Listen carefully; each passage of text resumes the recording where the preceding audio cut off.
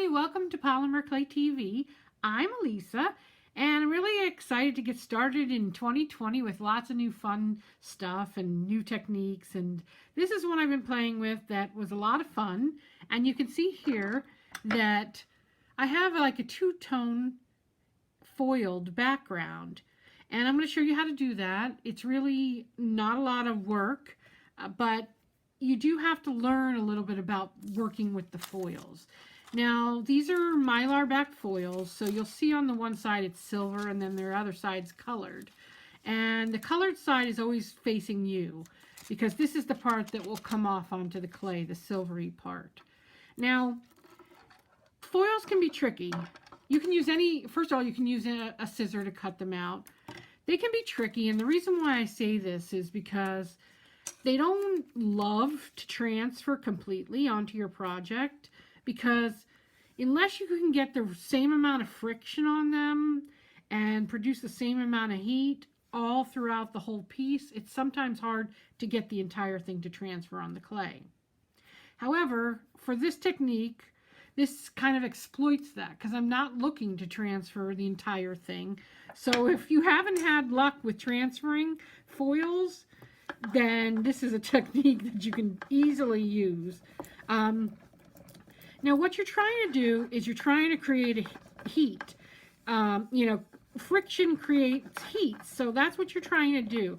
And you can rub over this with a credit card, you can rub over with your fingers, whatever way you want to do. But I like to use my acrylic rod. And you'll see as I'm going that it kind of creates ripples in it. And because it's a very cold day today, I'm probably going to have to do this more than I normally would. But sometimes you can start to feel the mylar buckling and separating from the clay. And you want that because then you can see that it's coming off. Now I'm going to pull this and see how much, because my arm's about to break off. But I want to do it like a Band-Aid, really fast. Now look, I actually got a really good coverage on that one. Probably more than I expected. So let's try now with this color.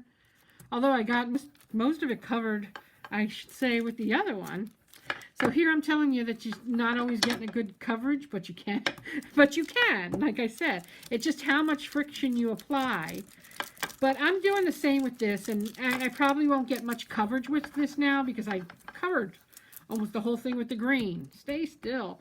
That's why it's not staying still either, because it doesn't have the clay to move on. I mean, to hold on to. This little section here doesn't have it on there, so I'm going to focus on that section. Now, some of it transferred where you can see it didn't get a full coverage. So if you don't get a full coverage, you can, like I said, you can keep going at it and moving it in the spot where you want to get it to cover. Sometimes you get lucky and you get the whole thing to cover good for you. Sometimes you don't. And I've been doing this a long time, and I know from experience it's never perfect. And see, there you go. I got a nice coverage there. And I think that's it. This pretty much got saturated in color of the green, so I really can't do much with that. Let me just take this up here so you can see. Yeah, you can't do much with it by adding more color on top of the foil, because the foil is already attached to the clay and it won't grab on. So that's the thing. If it's a full coverage, hey, you got a full coverage, that's great. But if not, you can add speckles, which I think really add to it. In fact, I'm not going to probably use this side. I'm going to use this side where it makes it interesting with multiple colors. So let me cut that out. I'm using a 2.5-inch cutter, but you can certainly use anything you want. Come on, clay. It's cold here, but here I am saying it's cold, but you guys are probably getting like 20 degrees or less. But for us here, it's going to be in the 20s tonight, which in Florida, in northern Florida, is pretty darn cold. So there you go. You want to clean up your edges, obviously, but I'm not going to take the time to get all crazy about that, because we're going to move on to the stencil part. Now, the stencil has to be attached to the clay by rolling your rod over. You need to get that nice attachment, otherwise you're going to have paint, which was the next step, go underneath and be globby and a mess. So you want to make sure you got a nice connection between the stencil and the clay. Now, I'm going to use some Waverly chalk paint, but let me just tell you a few other options. You can use the color fuse, which this is done with the color fuse, which is another beautiful technique, which I'll show you on another show probably. You can do the cutaway technique and then fill it in with whatever you want.